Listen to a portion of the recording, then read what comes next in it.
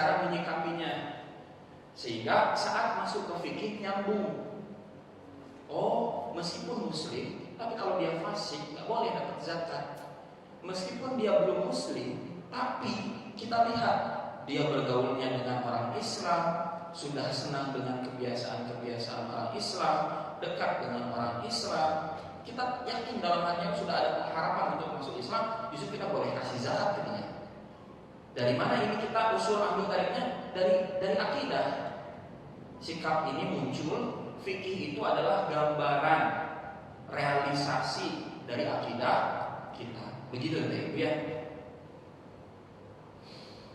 Kemudian yang keenam, tidak diperbolehkan memindahkan zakat dari daerahnya ke daerah lain yang jaraknya sejauh perjalanan yang membolehkan kosong sholat atau lebih. Ini berdasarkan sabda Nabi Shallallahu Alaihi Wasallam. Ini sudah dibahas ya.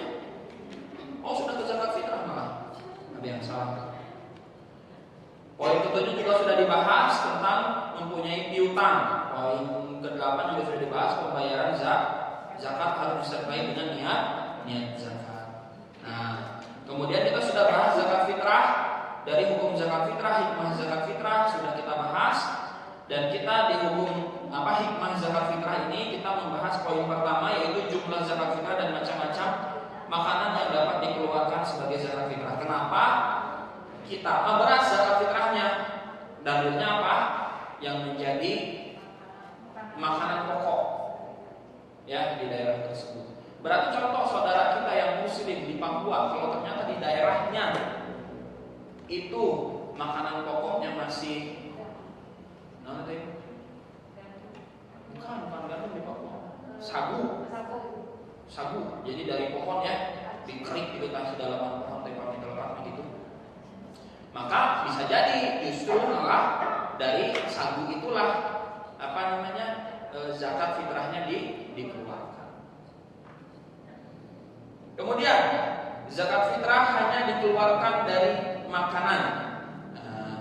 Kewajiban zakat fitrah ialah mengeluarkannya berupa makanan dan tidak boleh digantikan dengan uang. Kalau kita nggak ngasih beras tapi ngasihnya uang ke amil, itu boleh atau tidak? Boleh ya. Kecuali dalam keadaan darurat, karena tidak ada riwayat yang menyebutkan bahwa Nabi SAW membayarkan uang sebagai pengganti makanan. Bahkan dari para sahabat pun tidak ada riwayat yang menjelaskan bahwa mereka mengeluarkan zakat fitrah berupa uang. Maksudnya mengeluarkan di sini kata ibu adalah jadi yang diterima oleh mustahiknya, oleh penerima zakatnya. Jadi saat teteh dan ibu zakat fitrah, boleh titipkan ke amilnya uang. Dan amilnya diberi amanah. Untuk apa? Untuk merubah uang itu menjadi beras. Nah, baru yang disalurkannya itu berbentuk makanan pokok begitu. Ya. Jadi bukan lagi disalurkan berupa uang. Kecuali dalam keadaan darurat saja. Di sini tidak diperinci ya keadaan daruratnya bagaimana gitu. Kemudian waktu kewajiban, ini poin berikutnya, waktu kewajiban dan waktu menunaikan zakat fitrah. Kapan waktunya?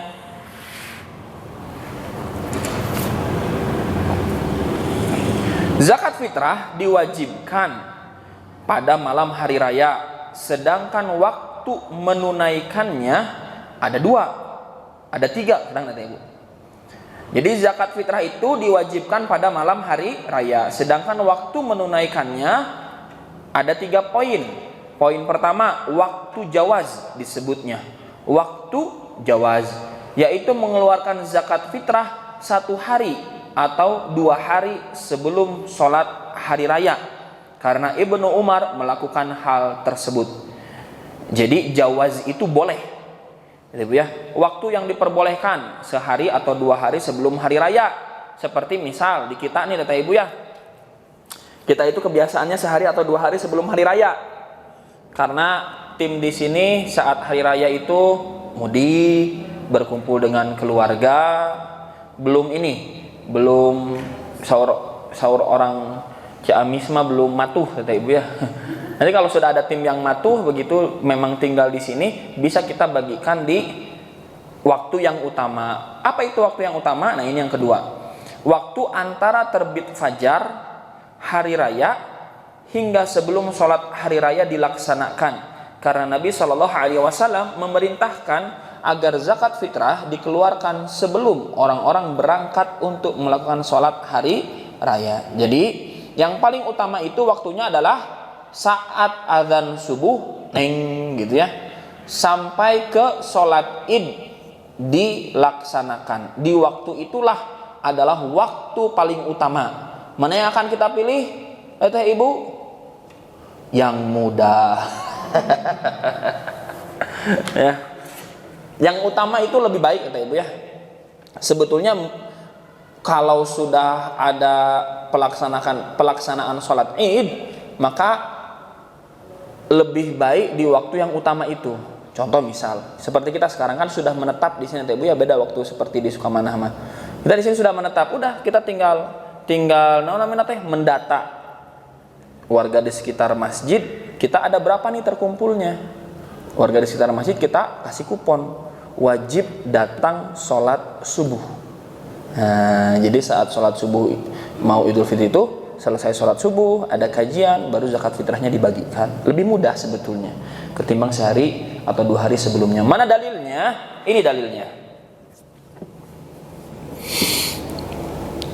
Dari Ibnu Abbas radhiyallahu anhuma berkata, farada Rasulullah sallallahu alaihi wasallam zakatal fitr tuhratan lis-shaimi minal lagwi war-rafath wa tu'matan lil masakin.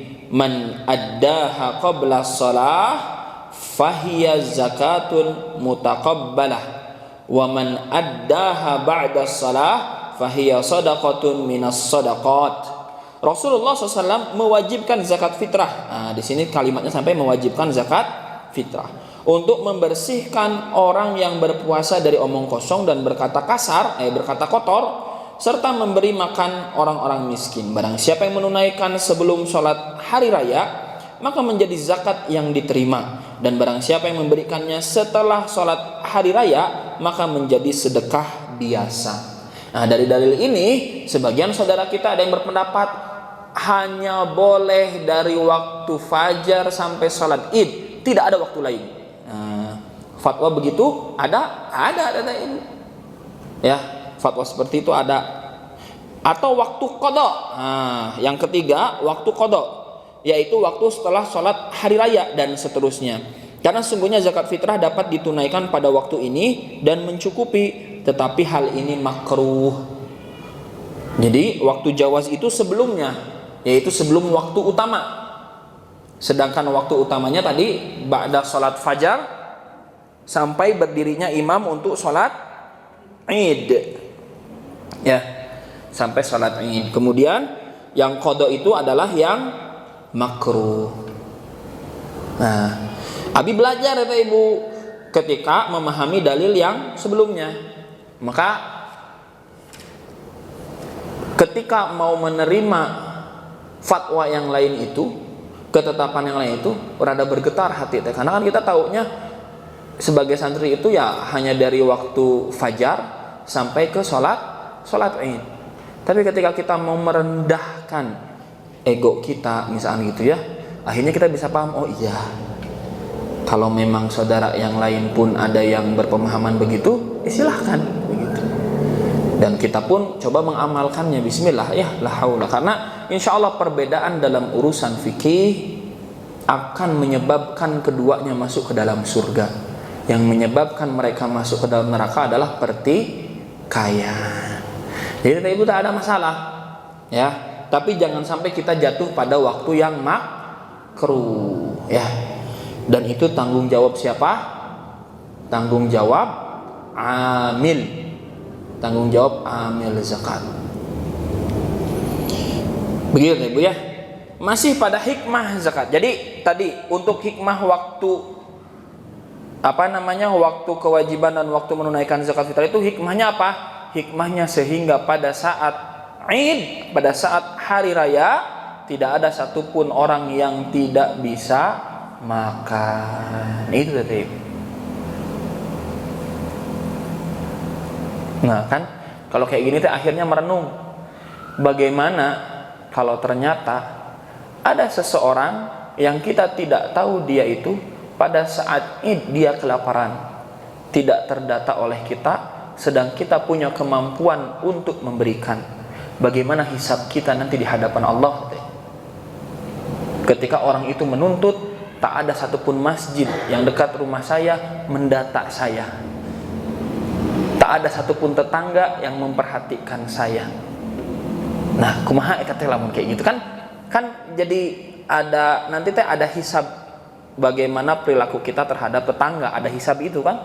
Dan bagaimana kalau ternyata karena kesalahan fatal itu yang kecil, mungkin kecil ya, hanya karena zakat fitrah tidak terbagikan ke orang tersebut, atau karena kitanya cuek begitu. Justru itulah yang membuat kita terkena dalil ada orang yang sejengkal lagi masuk ke surga, tapi di akhir hayatnya dia mengamalkan amalan ahli neraka dan masuk ke neraka. Nah, kalau kayak gitu teh kumaha? Kita nggak usah bahas, wah besar-besar dulu gitu ya. Bahas hal kecil ini aja. Itu ada tanggung jawab besar. Maka zakat fitrah itu jangan sampai terlewat ya. Kemudian setelah waktu kewajiban dan waktu menunaikan zakat fitrah, poin berikutnya adalah golongan yang berhak menerima zakat fitrah. Nah, kan nggak mustahik zakat aja. Oh beda, ada perbedaan ya Ibu untuk zakat fitrah ini.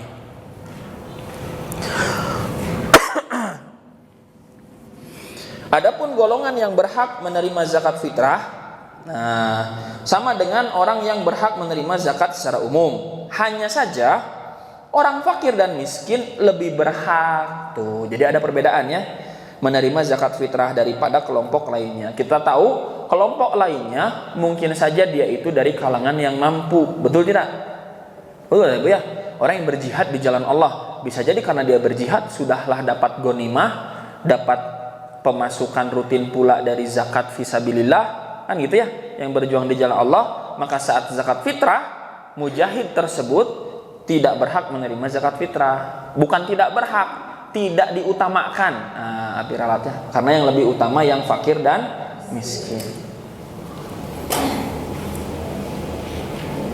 Hanya saja orang fakir miskin lebih utama menerima zakat fitrah daripada kelompok lainnya. Hal ini berdasarkan sabda Nabi SAW, aghnuhum 'anis su'ali fi hadzal yaum. Berilah mereka kecukupan dari meminta-minta pada hari ini, yaitu pada hari raya. Jadi Nabi mengajarkan kepada kita Tete Ibu sebuah aib, rasa malu yang besar. Ya, saat kita hari raya ada saudara kita yang kelaparan dan meminta-minta, itu tuh adalah aib untuk kita sebagai umat Islam. Maka perhatikanlah. Nah ini Ibu ya, kalau kita sudah membahas bab muamalah, bab zakat yang ibadahnya tidak hanya sekedar hubungan kita kepada Allah saja, tapi ibadahnya ada kepada sesama manusia, disinilah jiwa kita akan tumbuh kepedulian kepada yang lain karena Allah memerintahkan. Dan bukan karena kita ingin dipandang baik, ingin dipandang hebat, ingin dipandang dermawan, ingin dipandang orang yang suka berderma, tidak. Tapi karena kita tahu ini ada perintah dari Allah. Gimana pertanggungjawaban kita di hadapan Allah nantinya kalau kita tidak amalkan ini? Karena ternyata tidak cukup soleh itu hanya sekedar tahajud, hanya sekedar bisa baca Quran, hanya sekedar hafal Quran, tahu teori-teorinya. Tapi soleh juga dikatakan soleh itu harus bisa menolong, memberikan manfaat, peduli terhadap orang lain. Maka dengan seperti ini Bapak Ibu, jiwa kita akan sehat, jiwa kita jauh dari penyakit, gitu Bapak Ibu ya. Dan terkadang jiwa kita itu kalau sedang berpenyakit kita tuh nggak sadar. Abi sering bilang ya, kalau sakit fisik itu kita mudah mendeteksi, aduh nggak enak nih, nggak nyaman nih, ya udah, akhirnya apa? Kita berobat. Tapi kalau penyakit hati, bakhil, coba siapa yang menganggap bahwa dirinya sedang terkena penyakit bakhil? Orang bakhil tidak akan merasa dirinya sedang terkena penyakit bakhil. Dia akan bilang, ini hak saya, ini adalah milik saya. Dia nggak merasa itu penyakit. Ya, padahal itu adalah suatu penyakit. Atau mungkin dia bakhil, combo ibu penyakitnya. Tidak hanya satu, sudah kompleks gitu ya. Komplikasi penyakitnya. Sudahlah bakhil, wahan juga. Hubbud dunya wa karahiyatul maut, ya, dan takut benci terhadap kematian. Jadi sudahlah cinta dunia, takut kematian, bakhil pula, wah komplit. Dilanjut dengan hasad, dilanjut dengan gibah, dilanjut dengan namimah, wah perfect pokoknya sama penyakitnya itu teh. Ya, hidup deh gitu. Sebelum manusia macam kayak ini tuh ya. La haula wala quwata illa billah. Semoga Allah berikan hidayah. Dan kalau itu kita insaf lah. Wahai manusia teh ibu, insaf teh ibu ya. Jadi zakat fitrah tidak diserahkan kepada selain orang-orang fakir, kecuali jika mereka ini tidak ada atau kefakiran mereka ringan, atau kelompok penerima zakat lainnya mempunyai kebutuhan yang mendesak. Contoh seperti gharimin, ya, seperti gharimin misalkan, dia itu mungkin punya aset cukup banyak, rumah ada, kendaraan ada, tapi qadarullah karena dia sedang berusaha menunaikan kewajibannya sebagai orang yang memiliki hutang, akhirnya dia kekurangan. Bisa tuh, ya. Maka tadi apa namanya? Penerima zakat lainnya mempunyai kebutuhan yang mendesak. Kalau ada kebutuhan yang mendesak, baru boleh menerima zakat fitrah. Catatan untuk zakat fitrah. Setelah ini kita masuk materi puasa. Catatan pertama, seorang wanita kaya diperbolehkan memberikan zakatnya kepada suaminya yang fakir. Akan tetapi sebaliknya tidak diperbolehkan, karena seorang suami berkewajiban memberi nafkah kepada istrinya. Ada kasusnya tidak ada ibu? Istri kaya, suami fakir. Ada tidak kasusnya?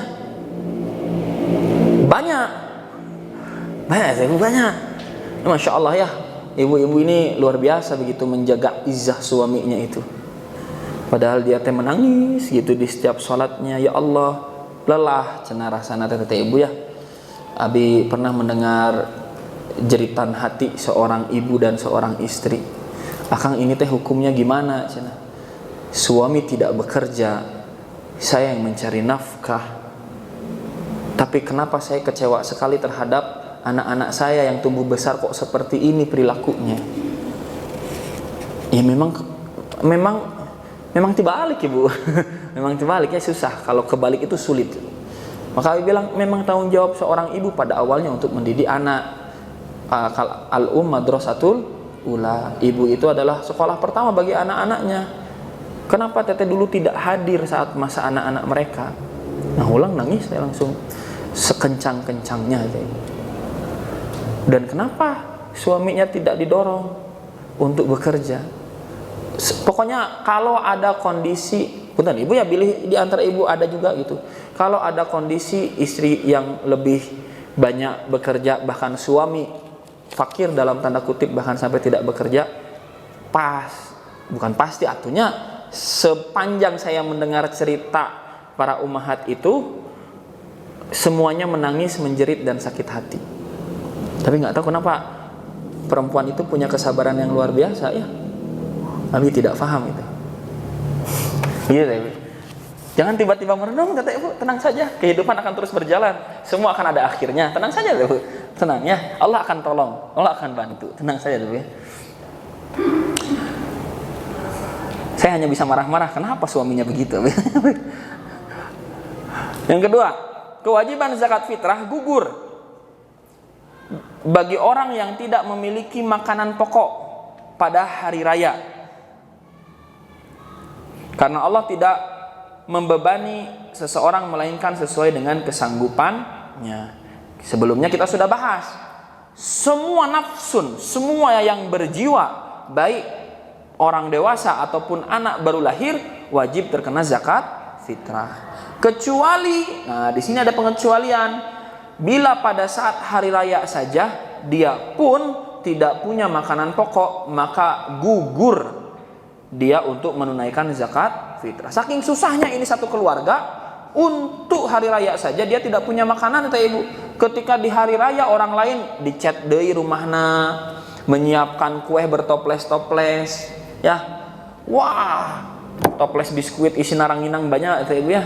Begitu. Yang dikeluarkan setiap setahun sekali itu toples teh gitu.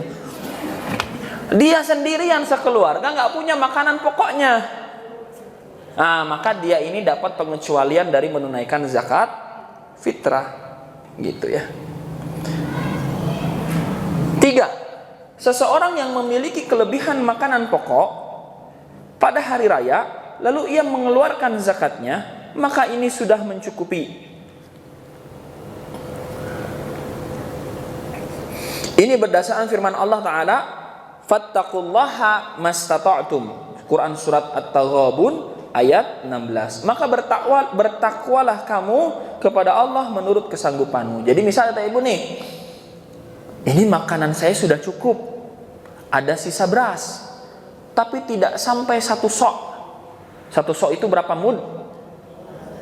4 mud. 1 mud teh segimana? Segini ya. Begitu Ibu ya. Ternyata ada kelebihan tapi tidak sampai 1 sok, maka kelebihan yang dikeluarkan itu dengan niat zakat itu sudah mencukupi dan menggugurkan kewajibannya. Masya Allah Ibu ya. Islam itu sudah penuh hikmah, penuh kebijaksanaan dalam penunaian syariatnya. Bayangkan tadi, yang tadinya fakir miskin wajib tetap terkena zakat fitrah, tapi begitu mereka hanya punya kelebihan sedikit, maka yang kelebihan itu sudah menggugurkan. Atau bahkan pada saat hari raya mereka tidak punya sama sekali, mereka dikecualikan. Lihat bagaimana hikmah itu harus kita dapatkan Ibu. Ibu punten. Di sini posisi orang yang berilmu. Kalau kita punya ilmu itu posisinya begini. Tapi kalau kita punya hikmah dan punya bijaksana, maka posisi kita di atas orang yang berilmu. Kita mungkin ilmunya lebih sedikit, tapi bisa jadi kita itu lebih bijaksana dari orang yang berilmu. Maka posisinya sudah lebih. Milikilah kebijaksanaan itu dalam diri kita. Serius Ibu. Sesederhana gini Ibu, air putih itu baik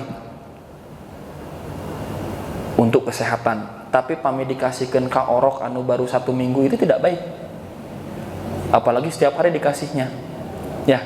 Disitulah bijak. Ini satu pemahaman yang baik, tapi kita berikan kepada orang, kita bebankan kepada seseorang yang dia itu hatinya belum sanggup menerima beban syariat yang berat itu. Iya betul, Islam sudah kafah, harus diterima semuanya, harus dijalankan semuanya. Tapi Islam juga memperhatikan bagaimana kesanggupan seseorang dalam beribadah. Maka teteh Ibu pun pan dongkap kadi itu langsung ngapalkeun, hayo sajus, hayo ngapalkeun. Kan enggak langsung begitu. Ya, yang mau bisanya ikro dulu ya ikro. Ikronya 1 sesi 6 bulan boleh, 2 sesi 1 tahun jadinya boleh, 3 sesi mangga, badai 10 sesi silahkan. Tidak ada masalah. Nanti yang bermasalah teteh dan Ibu, aduh izin kita tuh naik-naik gitu. Kita mah nggak ada masalah, kita mah aman-aman aja gitu ta.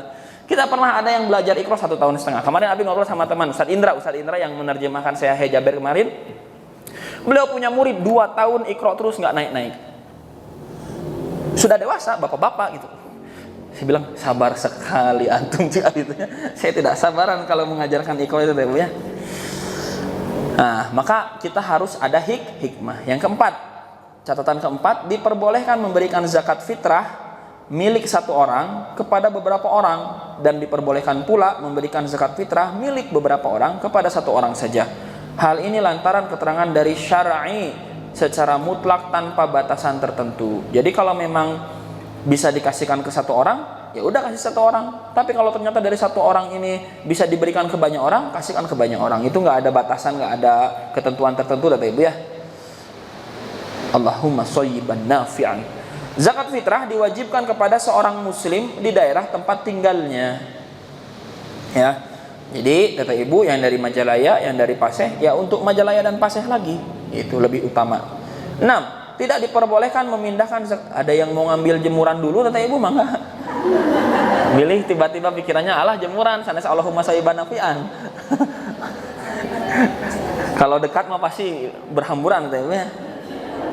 Kalau sudah jawab begini, la haula wala quwata illa billah, jawaban kita ya gitu satu. 6. tidak diperbolehkan memindahkan zakat fitrah dari daerahnya ke daerah lain kecuali karena darurat. Ketentuan zakat fitrah sama dengan ketentuan zakat harta. Itu bab zakat. Ya, sudah selesai kita dengan bab zakat, Teteh Ibu. Tinggal mengamalkannya. Bismillah. Mudah-mudahan tahun depan kita menjadi muzaki yang bisa berzakat sebanyak 25 juta untuk zakat hartanya, Teteh Ibu ya. Kak Cana, masih berlanjut Teteh Ibu, kita masuk bab puasa, masih ada waktu 10 menit lagi. Tadi Abi telat 10 menit ya. Jadi Abi minta waktu 10 menit lagi Teteh Ibu ya. Biar Abi banyak pahalanya Teteh Ibu. Puasa 3 bulan lagi kita akan menghadapi saum 2 bahkan 2 bulan kan. Saum itu di tanggal 1 Ramadan. Kan betul kan. Saum itu di tanggal 1 Ramadan. Ya. 2 bulan lagi untuk ke Ramadan. Abi ingatkan lagi nih. Kemarin pas 3 bulan sebelum Abi sudah mengingatkan. 2 bulan sebelum Teteh Ibu yang masih punya hutang, saum, fidyah, qada, segera selesaikan. Ya. Sebelum Teteh Ibu menghadap Allah ternyata tidak bertemu Ramadan kali ini. Kumaha jawabannya? Ternyata ada 5 saum yang belum ditunaikan dari tahun lalu. Kumaha ngajawabna? Sama dengan seperti sebelum belum melakukan 5 hari sholat. Bagaimana menjawabnya itu? Kecuali mau tiasa ngajawab gitu nya, silahkan. Abi yakin tidak ada yang bisa menjawab itu kalau belum menunaikan kodoknya. Nah, naik tensi mengingatkannya Teteh Ibu ya. Nanti begitu 1 bulan lagi naik lagi tensi mengingatkannya. Dan ingat 1-2 hari sebelum Ramadan itu tidak diperkenankan, bukan tidak boleh ya, tidak diperkenankan, bahkan harus dijauhi dari yang namanya saum karena khawatir hitungan saumnya tanggal 1-nya itu jadi tidak jelas. Begitu ya Bu ya. Jadi kalau yang punya hutang 30 sanes 30 Ramadan, berarti 30 Ramadan mah 30 kali 30 ya Bu ya. 30 hari, segera selesaikanlah dari sekarang di saum daudkeun begitu ya. Insyaallah lulus. Puasa ke-11. Pasal ke-11 yaitu tentang puasa. Definisi puasa dan waktu diwajibkan puasa. Definisi puasa. Puasa secara bahasa artinya apa Teteh Ibu? Shoma. Apa artinya? Menahan. Sedangkan puasa secara pengertian syar'i ialah menahan diri dengan niat ibadah dari makan, minum, berhubungan suami istri dan segala hal yang membatalkan puasa sejak terbit fajar hingga terbenamnya matahari. Gitu Ibu ya. Jadi menahan diri dari apa? Makan, minum, berhubungan suami istri dan segala hal yang membatalkan puasa sejak terbit fajar hingga terbenamnya matahari. Ada yang memanjangkan pengertiannya sampai tadi, ada yang cukup sampai menahan makan, minum dan berhubungan suami istri. Sehingga nanti kadar batalnya itu berbeda. Ya. Kadar batalnya berbeda. Contoh misal hitut saat berenang batal tidak? Bisi Teteh Ibu. Terkentut-kentut saat berenang batal tidak? Hah? Siapa yang batal? Cung. Siapa yang tidak batal? Cung. Nah. So. Itu ya. Itu kenapa bisa terjadi perbedaan begitu? Karena dari definisi awalnya berbeda. Begitu, ya. Yang menganggap tidak batal adalah karena kan yang ditahan makan dan minum. Ya, sedangkan kita makan dan minum lewat. Nah, itu yang berpemahaman tidak batal. Kalau yang berpemahaman batal, kenapa batalnya sana? Nya pas ngojay pasti aya nu kata lagu cai gitu batal teh begitu. Gitu ya. Karena tadi ada sesuatu yang masuk ke dalam tubuh. Gitu. Jadi beda-beda. Nah, nanti kita jangan ke situ dulu. Waktu diwajibkan puasa, Allah Ta'ala mewajibkan puasa atas umat Muhammad sallallahu alaihi wasallam sebagaimana dia mewajibkannya kepada umat-umat terdahulu. Jadi yang melaksanakan saum tidak hanya kita, kata ibu, umatnya Nabi Muhammad, tapi umat-umat sebelum Nabi Muhammad itu pun melaksanakan saum. Ini berdasarkan firman Allah Ta'ala, a'udzubillahi minasyaitonirrajim, dalam Quran surat Al-Baqarah ayat 183. Ya ayyuhalladzina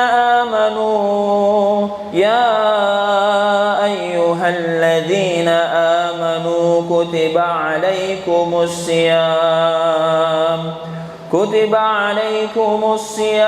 kama kutiba alal ladzina min qablikum la'allakum tattaqun. Wahai orang-orang yang beriman, diwajibkan atas kamu berpuasa sebagaimana diwajibkan atas orang sebelum kamu agar kamu bertakwa. Perintah ini turun pada hari Senin, bulan Sya'ban, tahun kedua Hijriah. Sya'ban, setelah atau sebelum Ramadan, Ibu? Sebelum. Kata Ibu, tes, cek, kok mati. Kata Ibu, kita akan sedikit panjang membahas ayat ini. Kita ada satu mispersepsi, satu kesalahan cara pandang bahwa Islam itu hanya melihat proses, tidak melihat hasil, gitu kan? Keliru. Islam melihat proses dan hasil. Salah satunya dalilnya ada di ayat ini. Prosesnya apa? Hai orang-orang yang beriman, diwajibkan, ini prosesnya, atas kalian berpuasa. Jadi puasa itu bagian dari proses. Dan puasanya ini la'allakum tattaqun, supaya kalian hasilnya menjadi orang yang tattaqun, menjadi orang yang bertakwa. Maka kalau ada orang berpuasa tapi hasilnya tidak takwa, pertanyaannya pasti ada sesuatu kan di saumnya itu. Karena sudah seharusnya hasil dari saum yang benar akan menghasilkan takwa. Seperti halnya sholat, sama sholat pun, innas sholat tanha anil fahsya'i wal munkar. Sesungguhnya sholat itu mencegah dari perbuatan keji dan juga munkar, dan juga sesuatu yang buruk, yang munkar.